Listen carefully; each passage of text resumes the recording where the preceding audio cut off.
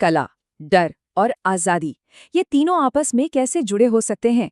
चलिए समझते हैं आज के इस विश्लेषण में। आज हम एड्रियन रिच की एक बेहद मशहूर और असरदार कविता आंट जेनिफर्स टाइगर्स पर बात करेंगे।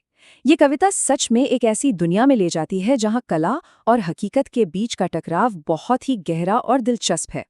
कविता की शुरुआत ही एक जबरदस्त पैराडॉक्स यानी विरोधाभास से होती है।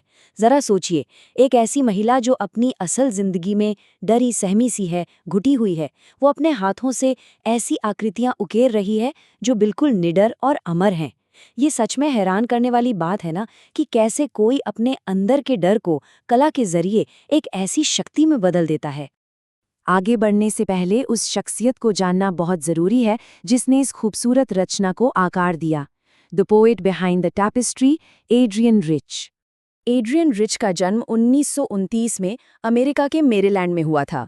पर इनके बारे में सबसे खास बात क्या है, वो ये कि वो कंटेम्प्रेरी विमेंस मूवमेंट यानी समकालीन महिला आंदोलन के साथ काफ़ी गहराई से जुड़ी हुई थीं। उन्होंने न सिर्फ कविताएं लिखीं, बल्कि वो एक बेहतरीन थ्योरिस्ट भी थीं। अब जब हम एक ऐसी कविता की बात कर रहे हैं जो शादीशुदा जिंदगी की बंदिशों को दिखाती हो, तो रिच का ये बैकग्राउंड इस टेक्स्ट को समझने का एक बिल्कुल सही नजरिया देता है। कविता के अगले हिस्से में बात होती है द फियरलेस टाइगर्स की, अ वर्ल्ड ऑफ शिवैलरिक सर्टेनिटी। यहाँ फोकस उस रोशनी से भरी ऊर्जावान दुनिया पर है जिसे मुख्य पात्र यानी आंट जेनिफर उस कपड़े पर उकेर रही हैं। पहले हिस्से में इन बाघों का यानी टाइगर्स का वर्णन बड़े ही प्रभावशाली ढंग से किया गया है। ये बाघ उस पर्दे पर उछाल कूद कर रहे हैं। अंग्रेजी में कवि ने इसके लिए प्रैंस शब्द का इस्तेमाल किया है। मतलब ये आकृतियां पूरी तरह से आजाद और शक्तिशाली हैं। यहाँ एक बड़ा ही खास शब्द इस्तेमाल हुआ है, डेनिजन्स, जिसका मतलब होता है किसी जगह का स्थायी निवासी या एक परमानेंट रेजिडेंट। इस एक शब्द से कवि ने ये बिल्कुल साफ कर दिया है कि ये चमकीले, पुखराज या टोपाज जैसे बाघ इस हरी भरी दुनिया के असली मालिक हैं। ये उन्हीं की जगह है और यहाँ सिर्फ उनका ही राज चलता है।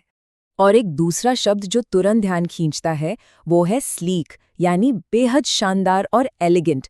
ये बाघ एक चिवैलरिक सर्टेनिटी, एक गर्व के साथ चलते हैं। इन्हें उस पेड़ के नीचे खड़े आदमियों से रत्ती भर भी खौफ नहीं है। ये बेखौफ हैं, जो कि अगर गौर किया जाए तो आंट जेनिफर की अपनी आम जिंदगी से बिल्कुल उलट है।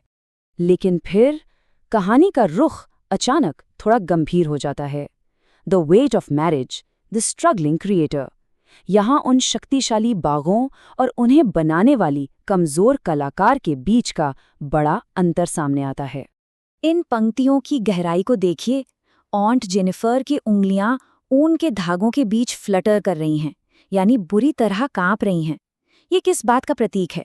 ये उनका डर और घबराहट है। उनके लिए एक छोटी सी हाथी दांत यानी आइवरी की सुई खींचना भी कितना मुश्किल हो रहा है। ये ध्यान देने वाली बात है कि ये सिर्फ कोई शारीरिक कमजोरी नहीं है।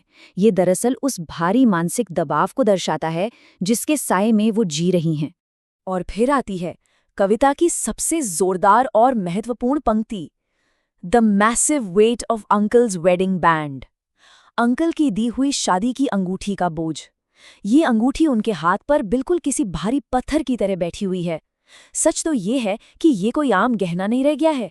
ये शादीशुदा जिंदगी की उन दबाव भरी पाबंदियों का, उस घुटन का प्रतीक है जिसने उनकी आज़ादी को पूरी तरह से कुचल दिया है। अब हम आते हैं इस चर्चा के आखिरी और सबसे असरदार हिस्से की तरफ, a terrifying legacy, art outliving the artist. ये इस दुनिया की एक कड़वी सच्चाई है कि कला हमेशा अपने कलाकार से कहीं ज्यादा लंबा सफर तय करती है। कविता यहाँ एक बेहद दर्दनाक तस्वीर पेश करती हैं। कहा गया है कि जब आंट जेनिफर इस दुनिया में नहीं रहेंगी, तब भी उनके डर से कांपते हाथ उन्हीं कष्टों से रिंग्ड या घिरे रहेंगे जिन्होंने पूरी जिंदगी उन पर राज किया। यानी सोचकर देखिए, मौत के बाद भी शादी की वो कठोर बंदिशें उनका पीछा नहीं छोड़ेंगे। जरा इस सटीक तुलना पर एक नजर डालिए। एक तरफ है आंट जेनिफर, डरी हुई, कांपती हुई उंगलियों के साथ और कष्टों से घिरी हुई, और ठीक उनके सामने उनके ही बनाए हुए बाघ हैं, गर्व से भरे, निडर और पूरे आत्मविश्वास से चलते हुए। एक तरफ लाचारी है और दूसरी तरफ ताकत। ये इस बात का बहुत बड़ा प्रमाण है कि जो आज़ादी उन्हें अपनी जिंदगी में कभी नहीं मिली, वो उन्होंने अपनी आखिरी सांस तक अपनी कला के अंदर जीवित रखी। और यही इस कविता की सबसे बड़ी विडंबना है, इसकी आयरनी है। जो कला उन्होंने डर और घबराहट के बीच अपने हाथों से बनाई, वो उनके उन्हीं कांपते हाथों से आगे निकल जाएगी। पर्दे पर उनके उकेरे गए वो बाग हमेशा वैसे ही गर्व से उछालते रहेंगे, बिना किसी डर के।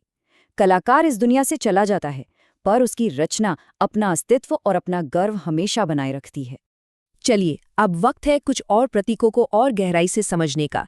Decoding the symbols, analysing the text prompts. यहाँ कुछ बेहद रोचक सवाल हैं जिन पर बात करनी जरूरी है। एक मुख्य सवाल जो इस टेक्स्ट से उभर कर आता है वो ये कि आंट जेनिफर ने आखिर ऐसे जानवर क्यों बनाए जो उनके अपने स्वभाव से बिल्कुल ही अलग हैं। एक डरी सहमी औरत इतने निडर और खतरनाक बाघ क्यों बनाएगी? इसके पीछे का मनोविज्ञान यानी साइकोलॉजी बहुत ही दिलचस्प है।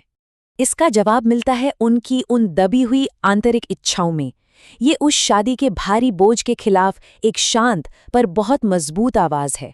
दरअसल वो अपनी कला के जरिए एक ऐसी दुनिया बना रही हैं जहां आत्मविश्वास और शक्ति का बोलबाला है, वो सब कुछ जो उनकी आम जिंदगी से पूरी तरह गायब है। उनकी कला उनकी उस अधूरी आज़ादी का एक बेहद खूबसूरत रूप है। अब इस कविता के सबसे ताकतवर शब्दों में से एक पर गौर करते हैं। कवि ने आखिरी हिस्से में रिंग्ड शब्द का इस्तेमाल आखिर क्यों किया? सच कहूं तो इस एक शब्द ने इस पूरी कहानी का निचोड़ ही निकाल दिया है। देखिए, यहाँ रिंग्ड का दोहरा अर्थ या डबल मीनिंग निकलता है। एक तरफ इसका सीधा सा मतलब है उंगली में शादी की अंगूठी पहनाना, लेकिन दूसरी तरफ इसका मतलब है मुसीबतों और कष्टों से हमेशा के लिए घिर जाना या कैद हो जाना। ये शब्द उस पूरे चक्रव्यूह को दर्शाता है जिसमें आंट जेनिफर बुरी तरह फंसी हुई हैं। उनकी शादी की अंगूठी ही दरअसल उनकी सबसे बड़ी जंजीर बन चुकी है। और इसी के साथ आज की चर्चा के अंत में एक आखिरी और मजबूत सवाल जरूर उठता है। जो इस कविता के स्पीकर हैं, उनका आंट जेनिफर के प्रति असली नजरिया क्या है? क्या उनकी बातों में सिर्फ एक सहानुभूति है, या ये समाज की उस पितरात्मक व्यवस्था पर एक करारी चोट है जो महिलाओं से उनकी आज़ादी छीन लेती है? इस बारे में जरूर विचार कीजिएगा। ये रचना एक महिला की बेबसी और आज़ादी की उसकी गहरी चाह को बहुत सच्चाई से पेश करती है। आज के इस विश्लेषण में साथ जुड़ने के लिए बहुत बहुत शुक्रिया। आगे दी ऐसी ही दिलचस्प चर्चाओं में मिलते रहेंगे।